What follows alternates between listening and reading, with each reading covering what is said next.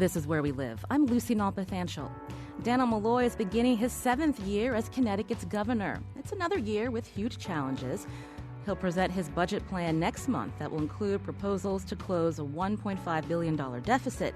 Now, it's not the first time he's had to find ways to plug huge budget holes since taking office in 2011. It's just one of many challenges he's confronted. And today, he's here in our studio to answer your questions. You can join the conversation, 860-275-7266. As always, email wherewelive at WNPR.org. Find us on Facebook and Twitter at Where We Live. You can also watch our conversation today on Facebook Live right now. Feel free to leave your question in the comment field. We'll get to some of them throughout the show. Also, thanks to the cameras of CTN for covering today's show as well. Connecticut Governor Dannel Malloy, welcome to the show. Yeah, it's nice to be here. Nice to be back. And actually, first time I'm here with you. It's been a crazy few months, so I'm glad to actually have you here finally right before you've got another busy session before you.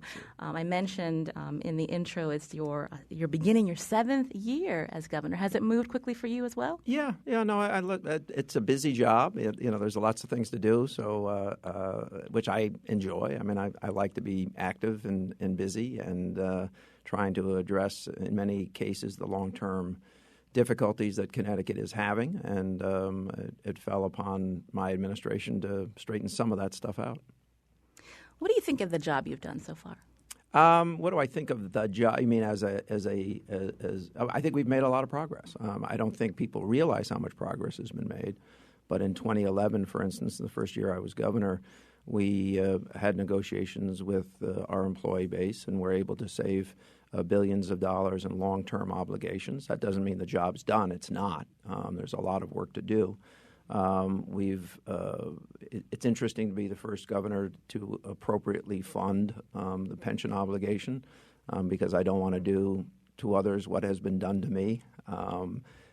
We've reached another a mile point marker, perhaps, with respect to flattening in an appropriate way how we fund, getting to a higher amount quicker, but doing it over a longer period of time.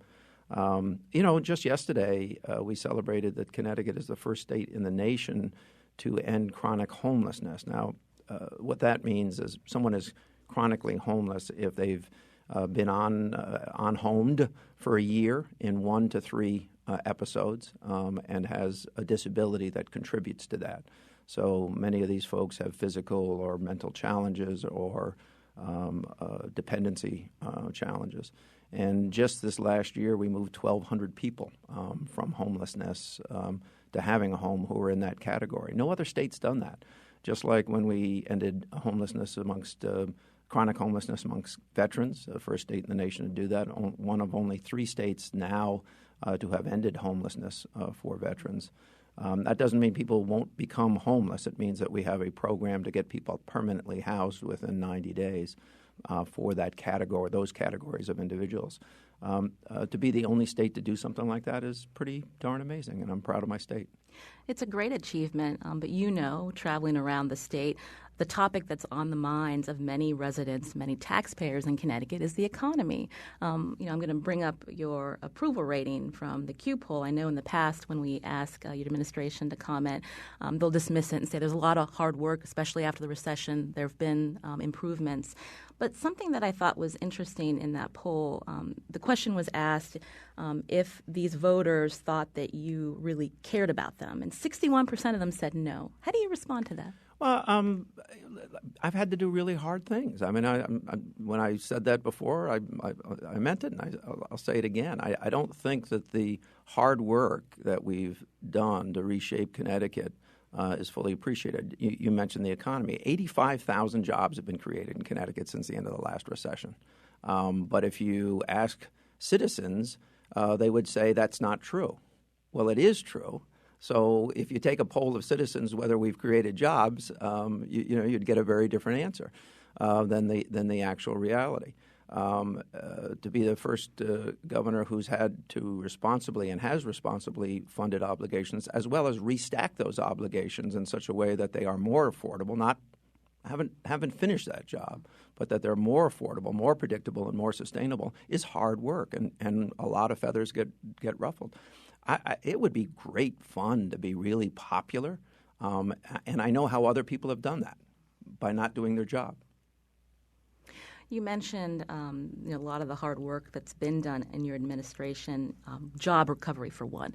For people who don't know that number, that 85,000 jobs have been recovered since the start of the recession, in what sectors? Where are we seeing that growth? Well, what's really exciting is we're finally seeing it in manufacturing, advanced manufacturing. I mean, I think if you had, and this was a line in my speech a week or so ago, if you had asked people in Connecticut 10 years ago whether Electric Boat would still be here and, in fact, enlarging their employment, whether Pratt & Whitney would still be here and, in fact, have 7,700 orders for an engine that's going to be produced in Connecticut, or that Sikorsky would be bringing a new product line to Connecticut, they would have told you were crazy. And yet that's what we've done. And I think in light of all of the other things, it's hard for people to put those in perspective. So advanced manufacturing and the supply chain for the defense and advanced manufacturing industry is growing. We've seen a lot of jobs created in a whole bunch of different areas of the economy. You don't create 85,000 jobs without creating some of those in all of your, or at least most of your categories. We talk about job growth. There's also been cuts in the past few years, probably more coming this year. Many of those layoffs through attrition, so not actual jobs. So they're not layoffs. They're not layoffs, right. But are we going to see layoffs this year? I think that will depend on our ability or non-ability to reach a different place with the employee unions. I hope we can. I think there's an appreciation that that's probably necessary given all of the circumstances. Again, I'll go back to, if you asked people whether Connecticut's state government is 5,000 people smaller than it was in 2008, or whether Dan Malloy's downsized the executive branch of government by 9.2%, your poll would say, no, that didn't happen. But both of those things have happened. Can we talk about the pension fund? You mentioned it twice. There's a deal that's been reached that will, explain it to our listeners. We'll get to about a fairly steady contribution of about $2.3 billion, and this is the state employee pension system. There's another pension system that the state plays the most active role in, that's the teachers, and so that's a separate one. To put it in perspective, shortly before I became governor, that contribution was about $800 million a year, and has already reached $1.6 billion under my administration. I've had to manage that. 82% of the money we set aside for the state pension program is actually to fund what wasn't funded previously. 82%. I have predecessors and legislatures and bargaining units that entered into agreements with a side agreement that my predecessors didn't have to fund it, that it wouldn't be fully funded for as many as 20 years. Well, when you don't fully fund your pension system, you in essence have a pay-as-you-go system. And although Connecticut recognized back in 1971 they needed to change from a pay-as-you-go system, it's never been properly funded until now. So if you hadn't reached this deal with the unions, with the retirement system, and I know that the legislature's been voting on that in early February, the payments to the state would actually have been, what, $6 billion? They would have been lower for a period of time, and then they would have risen to as much as $6 billion, which is an impossibility. That was under an agreement that some of my predecessors entered into with respect to how the pension system would be funded, which was basically we won't fund it. So what happens long term? So short term, this is good, right? That you've come up with this deal, not as much money going into the pension fund that could break the bank. I think you're missing the point. More money will be going into the pension fund for years to come in an effort to flatten out and avoid a crisis that wouldn't be met. So we're getting to a higher payment schedule and maintaining that higher payment schedule. But there's no listener in their right minds to this show today that would expect our pension contribution to go from $800 million to $6 billion and have government do anything else. Mm-hmm. But we hear from the Republican colleagues that say that more reform needs to happen with the pension system, not just coming up with a deal so that as you're paying more money into the system, that it doesn't get pushed further down the road. I agree. And you're having a conversation with a person who led negotiations that saved $21.5 billion in 2011. In 2011. What about now? But look, I just want to put this in perspective. After years of the legislature and prior administrations not doing their job, we're doing our job, including, I think, educating people to the challenges that were laid for us. There's a line in the speech, State of the State speech, that in the basic absence of other people having done their job, it's fallen on this generation to pay those bills. That's unfair. I mean, someone should be unpopular because of that, but probably shouldn't be the person who's trying to straighten it out. And I agree we have to make more changes. But we didn't get into this hole overnight. You're not going to get out of it overnight. But I absolutely agree, and the budget will reflect that. You're again presenting your budget to the legislature next month. Will you February. be asking the state employee unions for more concessions? Did you read my speech, or did you? I read parts of it. Yeah. So we use the C word. But we're on the show now. I know many listeners want to know. How are you going to help the economy even more? Well, I think helping the economy is about investing. I mean, I think transportation is a gigantic problem in the state of Connecticut. We are not sharing our fair share of New York City area growth, in part because people don't think that you can get into and out of Fairfield County anywhere other than Greenwich and Stamford from the New York area. That growth should be spread out certainly as far as Bridgeport, but we don't have a transportation system that allows that to happen. We're losing opportunities and losing jobs. If you look at what's happened in the tri-state area, 9 out of 10 jobs growth have actually occurred in New York City. In Brooklyn and Manhattan in particular. This is Where We Live. I'm Lucy Nalpathanchel. Today I'm speaking with Connecticut Governor Dannel Malloy. We're getting a lot of questions from our listeners related to state pension obligations. A listener is asking, is it possible to negotiate concessions from current retirees and what they are currently receiving? Is that possible? Not realistically. Not in some cases, there could be adjustments to things like what's the copay on medications and things like that. But if you're talking about actual pension obligations, and I think that's what the question is directed to, short of a bankruptcy, I don't think so. I'll take the call now. John's calling from Manchester. John, you're on the show. Hi, good morning, Governor. I wanted to ask you a quick question. I was privy to a bill that was proposed that would put a 30% tax on pensions where the pensioner has moved out of the state. Say if they retire to Florida, they have a 30% surcharge on their pension. I wanted to know, one, your opinion on that, and two, if you think that's actually legal. And I'll take my answer off the air. Thank you. Sure. No, I mean, it's not legal. You can't do that. There are things such as commerce clauses and the rights of people to live in the states that they want to live, and working for a state is not permanent servitude to that state. So it's just not legal. You can ask the governor a question, 860-275-7266. Bill's calling from Windsor Locks. Bill, you're on the show. Hello? Hello. Yes. Yes, I'd like to ask the governor, does he think it's fair for to the taxpayers of Connecticut to allow a system that allows state employees to work outrageous overtime hours for only 3 years, thus padding their salary for their retirement? What is he going to do about pension padding? I don't believe it's fair. I don't believe it's appropriate. Let me go a step further. I was mayor of a city for 14 years. Pensions were based on base pay, not overtime. There were no automatic COLAs, and the pension plans were fully funded. I know what it takes to run one of these systems. I just wish that my predecessors hadn't given away the store.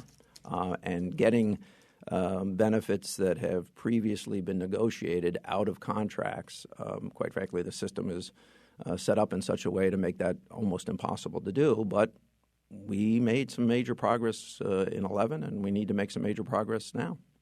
We're getting a tweet from a listener, Stephen, saying that while we were talking about some of the achievements in your administration since 2011, he wants you to take responsibility for what you did wrong during those years. Okay. Is there anything that you think you've done wrong? I think what we've done wrong is simply put not enough.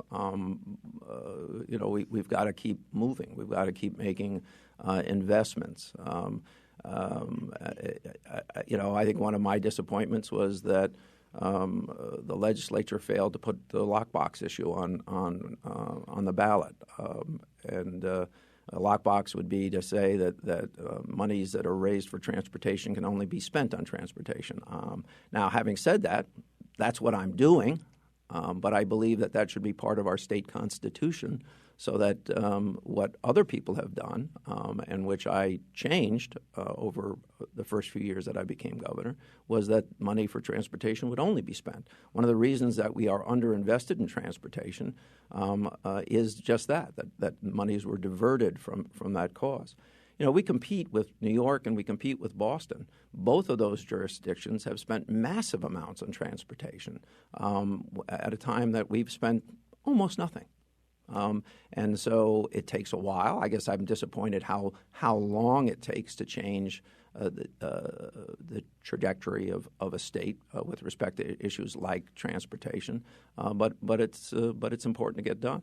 I think on the education side, I think we need to make a lot more progress pre-K through 12. I wish we had universal pre-kindergarten. We have something approaching that, but we don't have it yet. That's a disappointment. I wish the economy was more robust so that we could pay for that, so that no child would be denied a quality pre-kindergarten learning experience. But I believe as we sort out our long-term and short-term obligations, we're going to get there. I'll take one more call before the break. Jackie's calling from West Hartford. Jackie, you're on the show. Hi, how are you? Good. What's your question or comment? Great. First, Governor, I'd like to thank you for your service. I know it's a hard job, and I really appreciate everything you and your colleagues are doing. Thank you. Having said that, I knew there was a second part. Well, of course, there's a second part. Doesn't mean I don't appreciate everything you're doing. I got it. I got it. I have a question about the tax burden. I've been living in this state for about 20 years. I moved up from Virginia, and I still have a lot of friends in Virginia. And quite honestly, the tax difference is huge, and I'm talking state and local, not federal. I think I was just looking online. Our state and local tax burden for the median income is about $10,000. I think we're the highest in all the states, and I personally think that has a direct correlation to people leaving the state. Both retirees and people like myself. Between state and local taxes. In West Hartford, there's the property tax, our mill rate. I know you've talked about mill rates.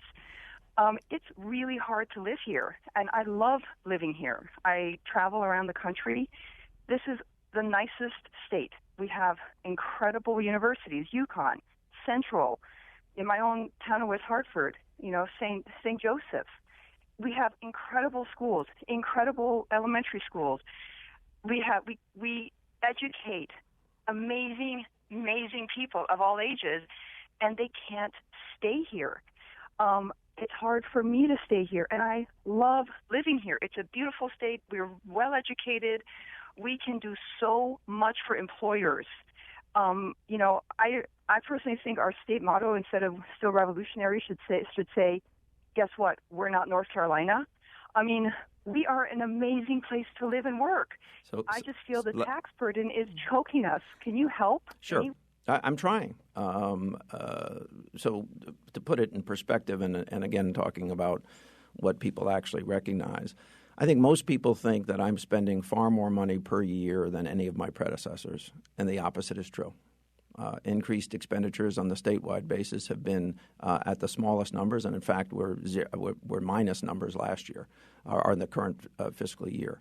I think the problem with Connecticut is, it hasn't grown, and I would say that part of that lack of real vital growth, and Fairfield County has experienced growth in balancing off some of the other areas, but the lack of growth means that folks got in the habit of going back to the well. But they didn't just go back to the well to get more money. They then made promises to people for political purposes that were not in the best interest of the state government, made them popular to give more money and more promises and more benefits to folks with a side agreement not to fund those.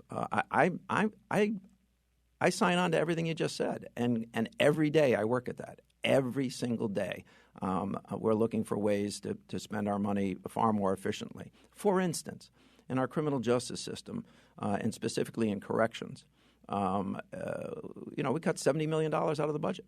Lowest prison population in a very, very long time, I think going back to the early 90s. Lowest crime rate in 50 years. Recidivism is down. We're doing something right. We've in the last 3 years, not including the one that just ended because we don't have the actual statistics yet, Connecticut had the largest drop in violent crime of any state in the nation, and we did it by more than 30% over the next lowest or the next largest drop in violent crime. That allows us to save money. This whole issue that I referenced previously about ending chronic homelessness, the problem with those who are chronically homeless is they then eat up all kinds of additional services. They're at the hospital emergency room on a regular basis. They don't maintain health care. They don't maintain a job. They're not able to contribute. Every time I will go so far as to say that if you look at the 1,200 people that we moved from chronic homelessness in the past 12 months, we're saving a tremendous amount of money, maybe not on every one of those, but on an aggregate basis by having done that. Somebody should have done that years ago. And I'm not just talking about 7 years ago. Maybe we should have gotten it done earlier. But no other state has done it. And all of these things, the bad decisions over multiple generations don't get changed in a single generation. But you can make yearly progress, and I think that's how we have to measure that. Now, that may not be enough to keep you in the state. And by the way, I always like to point out that a lot of people retire to warmer weather because they like warmer weather. They don't all necessarily leave because of high taxes. And if you look at the number of people who move to warmer weather but keep a residence here, it's pretty high as well. Having said that, I actually agree with you. I really do. So what are some ways to change that perception? You mentioned that you are cutting spending. There are savings happening. But when we talk about places where people want to go, you mentioned warm weather. Or if someone's young and they're out of college, they want to go to Boston or New York. Or Stanford or New Haven. Mm-hmm. And hopefully in the future, Bridgeport and Hartford. We've brought 1,100 units online in downtown housing in Hartford, and they're renting up. I just put that in perspective. 1,100 units in a relatively short period of time, and they're renting up very rapidly. That will make Hartford more vital. Doing something about the high property taxes in those urban environments that you've talked about or that I just referenced is a very important part of the long-term strategy.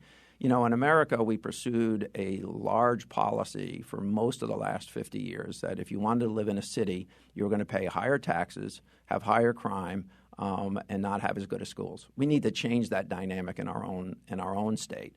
There shouldn't be a penalty to live where you want to live. There probably should be a plus.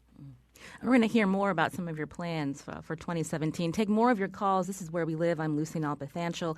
We're going to come back just in a moment, but here's our phone number, 860-275-7266. You can also watch this conversation live on Facebook. Look for @Where We Live.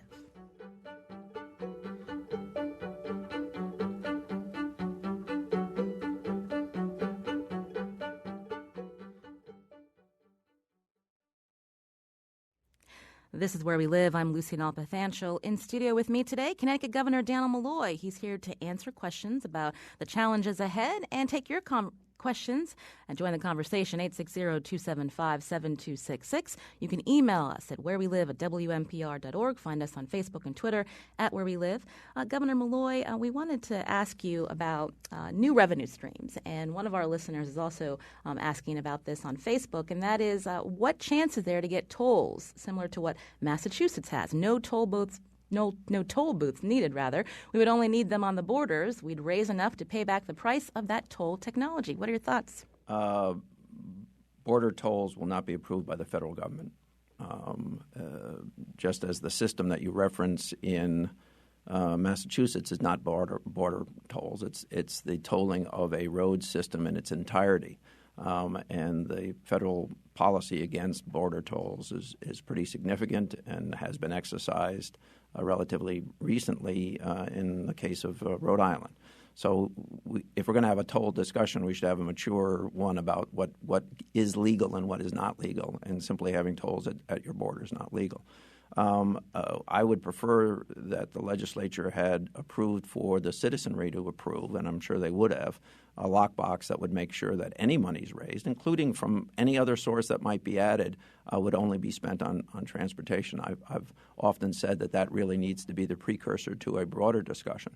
Having said that, since they didn't do that, we are running out of transportation dollars because people are going further and further on the same gallon of gas, and lots of cars are not even using gas or oil for that matter. So we better do something soon to resolve that issue. Otherwise, the plans, including the designs and the engineering that we're doing currently, will not come to fruition because there'll be insufficient amounts of money to spend.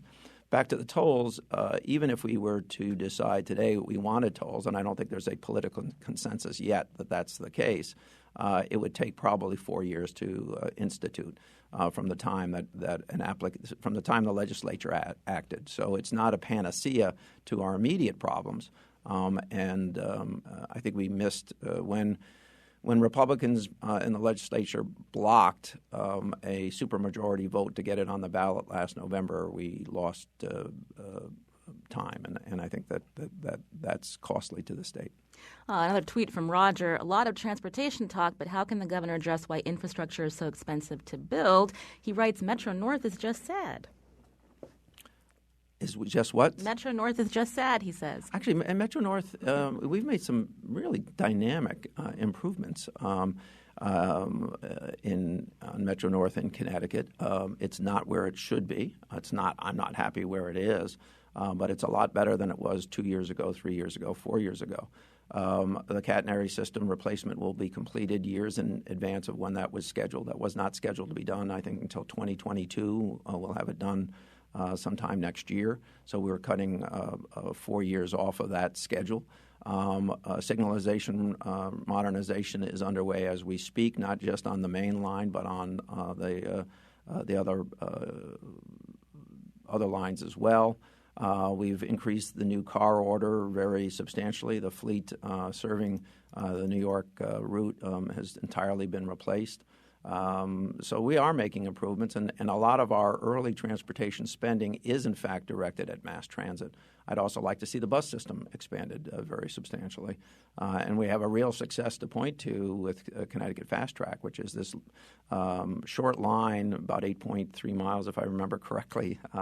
Somebody will correct me if I'm wrong about that, but between Hartford and New Britain, so much so that people east of the river want an expansion of that kind of service east of the Connecticut River.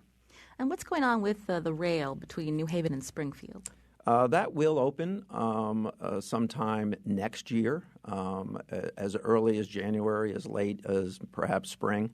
In part, it might be delayed because we have appropriated more money to double track more of that system, and it might make sense to hold off, even though the bulk of the system will be completed until we get the final segment that we're double tracking. You know, that was once a 4-track system, which was discontinued and then torn up piece by piece by piece. So that system will, in fact, be a brand new system of tracks from New Haven to Hartford to Springfield and hopefully well beyond. This is Where We Live. I'm Lucy Nalpathanchel. Governor Dannel Malloy is here to take your calls and questions, 860-275-7266. Michael's calling from Meriden. Michael, what's your question? Hi, Dannel Malloy. How you doing? Good, thank you. I wanted to ask you what Connecticut's plans for medical and recreational cannabis use is as far as it pertains to the budget.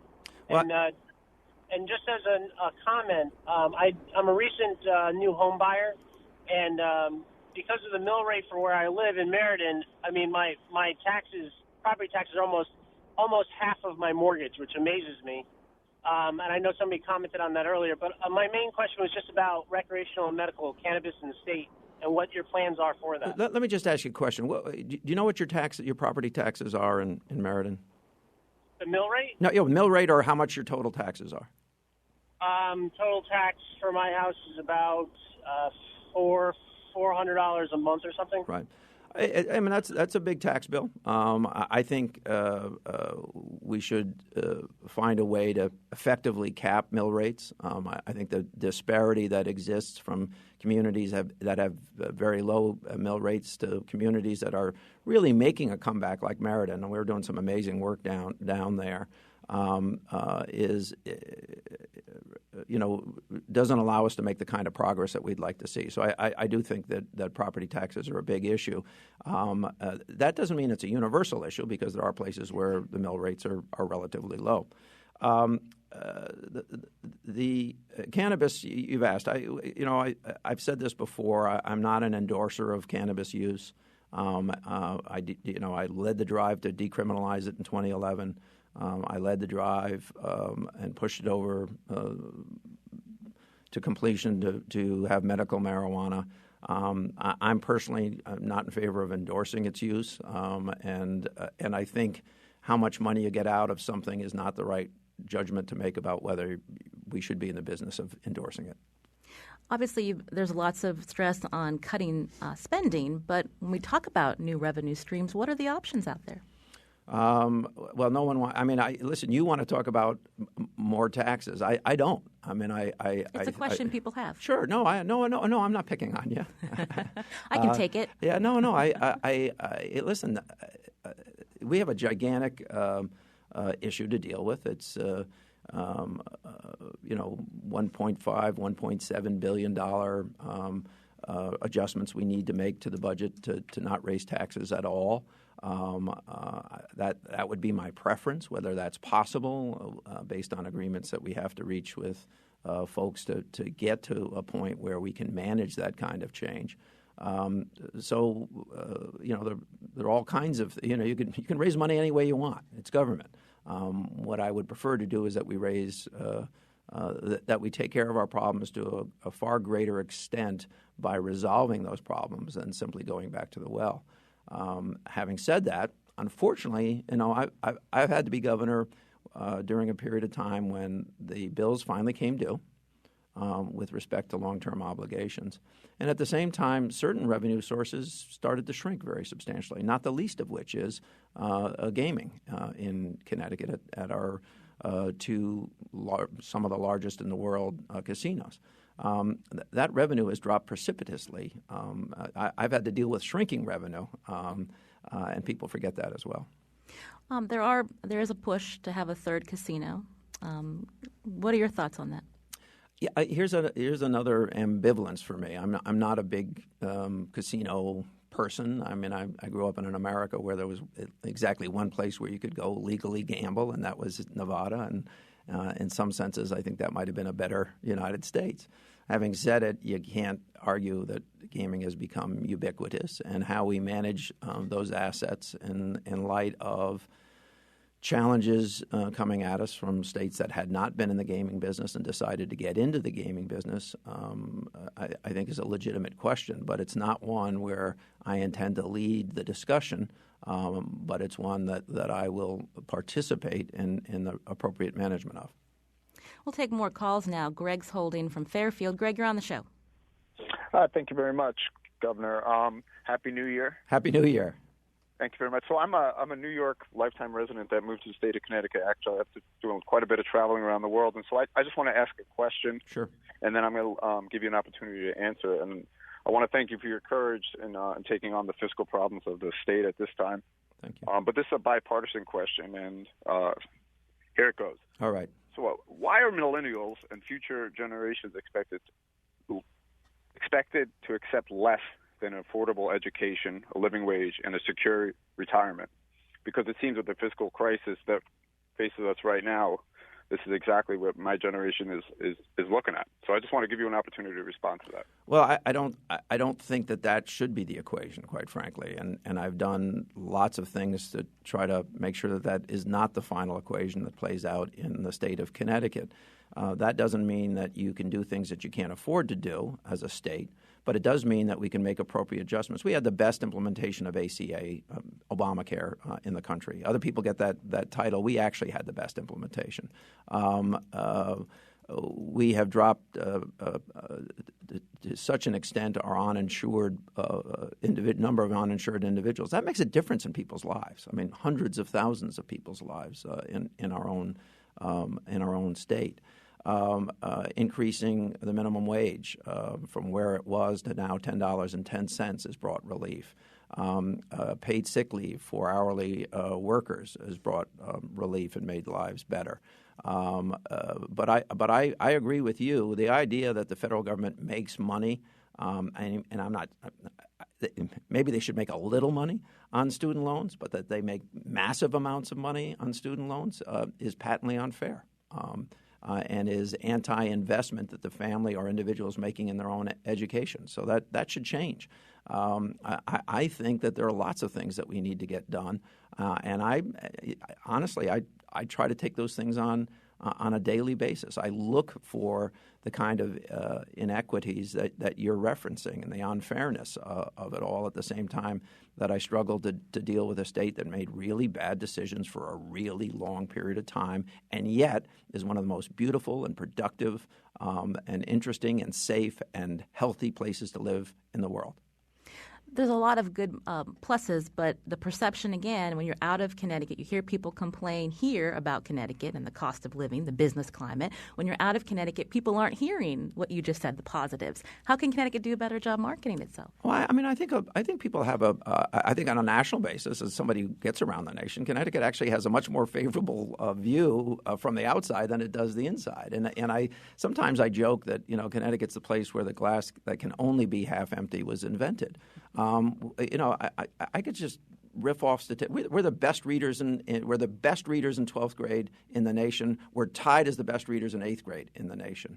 After 5 years of decline in high school graduation rates, we've had 5 years of increase in graduation rates, and now graduate a higher percentage of our students than ever before. And quite frankly, it means more because we have more children living in poverty taking advanced placement courses and passing those courses as one measurement.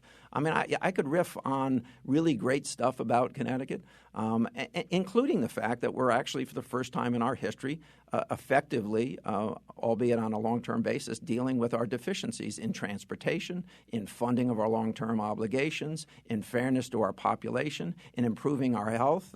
We're one of the top 3 healthiest states in the nation, even though our senior population is the 7th largest. Imagine that. We managed to be one of the healthiest places in the country, even though the audience of people who get sick and cost a lot of money is larger in our state than it is in other states. That's remarkable.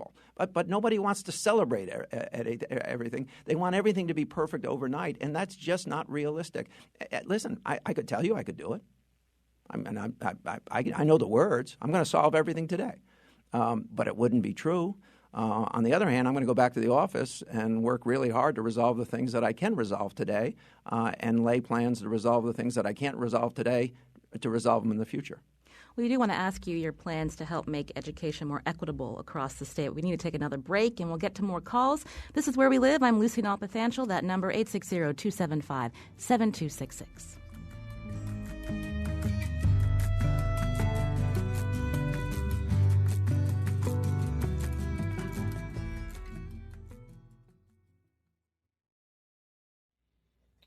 This is Where We Live. I'm Lucy Nalpathanchel. Today I'm speaking with Connecticut Governor Dannel Malloy, who's live in studio. You can see the conversation on Facebook Live if you search at Where We Live. We've got a number of callers who want to ask you a few questions, Governor. But I wanted to ask you about state aid and how that's going to change in this new session. Well, again, I will go back to it's a broader discussion about how much money we spend. About $5.2 billion of the state budget, which is about $19 billion to $20 billion. So about 22% of that actually goes to local governments or it directly or indirectly supports local governments. So it's a big, gigantic part of our budget. And in reflecting on the budget and the inequality of things like mill rates and who has the largest amount of non-taxable property, we probably need to spend that money more wisely, and we probably need to spend it in such ways that it makes it more likely that communities will make a comeback than less likely. So you've made remarks, I think it was lately to the group that represents small towns, right. cost, about how state aid will need to be allocated more fairly to municipalities that really need it, that have that burden because they don't have a lot of tax revenue to pull from, such as Hartford. Mayor Luke Bronin, who used to be in your administration, has been traveling around to the suburbs saying that, for Hartford to succeed and to not to go bankrupt, we need to help the city. So what can these small towns expect if they're not going to see that same state aid? What's their future in terms of when we talk about the fact that people are worried about high taxes?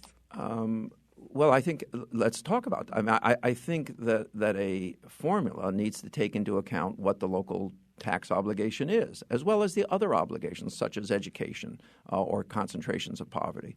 But what we've designed is a system that largely ignores that, and that's not a good system. So I think what everyone should expect is fairness.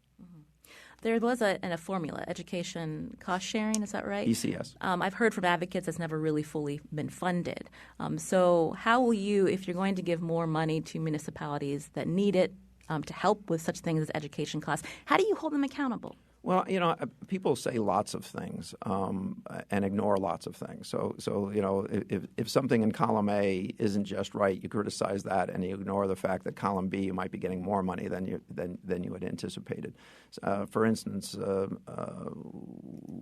we disperse money in lots of different ways to local governments at $5.2 billion, which, by the way, has gone up since I've been governor, not down. But I think there is a reality that we need a system that's fair, people can disagree with me.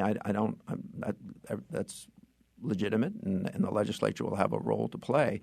But how do you expect Hartford to make the kind of comeback that we want it to make when its mill rate is as high as 76 mills, and if you adjust it because it's the one jurisdiction where housing under 4 units are assessed differently than they are anywhere else in the state, it still comes into something that's in the high 50s compared to a community that's on its borders where the mill rate's in the 20s. I mean, it just how do you expect that to happen? How do you expect people to make large-scale investments and keep their employees in a jurisdiction which has that kind of mill rate? So we got to address it.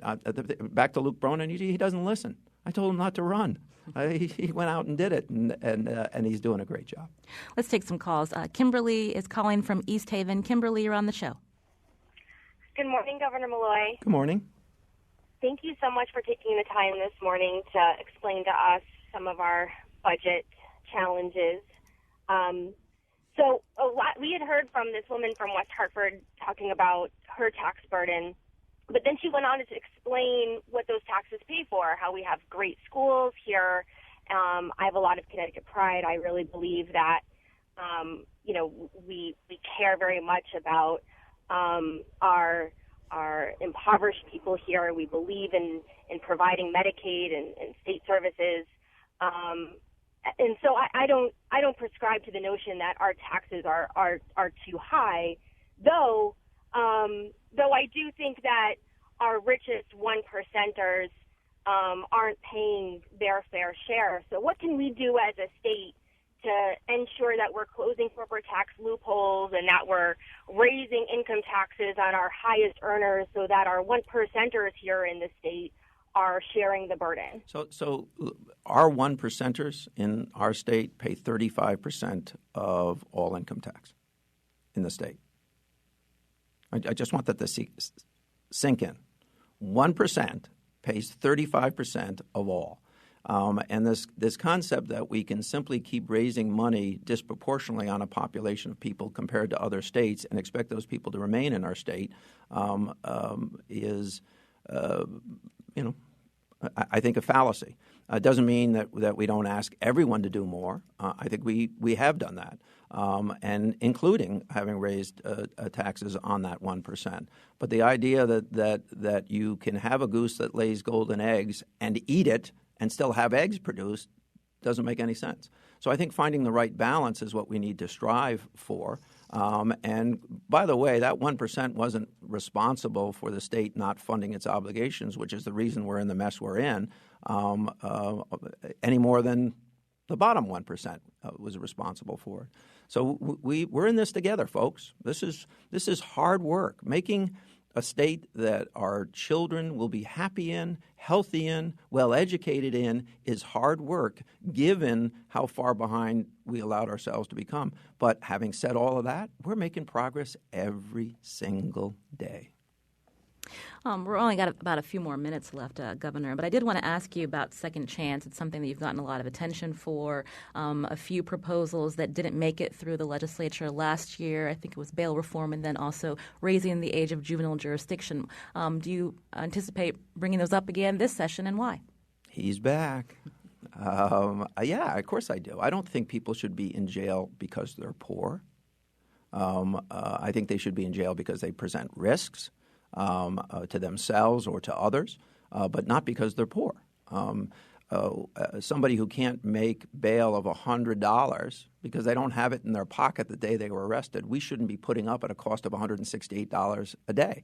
It doesn't make sense. Is there anything in the proposal that you're changing so that the legislature will approve it? Well, I think if they had called a vote, it would have been approved last year. But yeah, I always listen to people. I hear their suggestions, and they'll be reflected in legislation. But the legislation will have the same purpose, and that is to save the taxpayers of the state of Connecticut a lot of money, and secondly, to be consistent with our own Constitution. Our Constitution basically says you can't be incarcerated because you're poor, and yet we're doing it. And what about raising the age of juvenile jurisdiction? Doesn't that make sense? I mean, I'll give you an example. I think the legislature were worried about some people that had violent backgrounds that might have been eligible for this. So how do you fix that concern? Well, I mean, violent background. If somebody goes out and murders somebody, that's different than somebody had a fight in a school. But both are violence. Do we really want to take an 18-year-old kid who gets in a fight with a 17-year-old kid and have the 18-year-old end up with a criminal record and not have the 17-year-old end up with a criminal record? Do we really want to penalize ourselves and that individual to the same extent because a police officer was in the school and arrested them both for fighting? I mean, listen, I had fights when I was in high school. But I lived in a different world where we didn't simply jump to the prospect of permanently punishing someone. And I think that's part of what happened in America. Because we saw crime rising rapidly, we overreacted. I'm just trying to set the level back to where it needs. Violent offenders, folks listening today, are doing more time in Connecticut than ever before under any other governor. And yet our prison population is falling because we're doing a better job of keeping young people out of jail, to the tune of well in excess of 50% fewer young people going to jail. You know what you get when you go to jail, when you go to prison? You get an advanced degree in criminal behavior. We should stop giving them out to the greatest extent that we can while we continue to drop crime, and particularly violent crime in our state. Just another minute left, Governor Malloy. Next Friday, we're going to have a new president in the White House. What are your thoughts on President-elect Donald Trump? I disagree with him profoundly on many big policy issues. ACA perhaps is the one that will affect more people more immediately than anything else. That's Obamacare. On the other hand, I will mark that occasion, as I think we should as Americans, that this is a day where in our democracy we peacefully hand over from one party to another the presidency. And I think that's an important celebration that we should have. And then we should go back to fighting about important policy issues, and I'm going to use my voice to do that. Real quick, you mentioned ACA. If it's repealed and replaced, as the administration is saying, what would happen to how many people are going to be affected by this in Connecticut? Hundreds of thousands, and not to the positive. I want to thank Connecticut Governor Dannel Malloy for coming in and taking our calls and our comments from our listeners. The hour goes by too quickly. We'd like to have you back. I'll come back. Before the session ends? I like your voice. I'll come back. That's it? That's it. No, I like you as well. I know. I understand you're a porcupine, Governor Malloy. There you go. I appreciate your time. Thanks again. Thank you. Our producers are Lydia Brown and Jeff Tyson, executive producer Katie Tolarski, technical producer Kyone Wolf. I'm Lucy Nalpathanchel. Thanks for listening.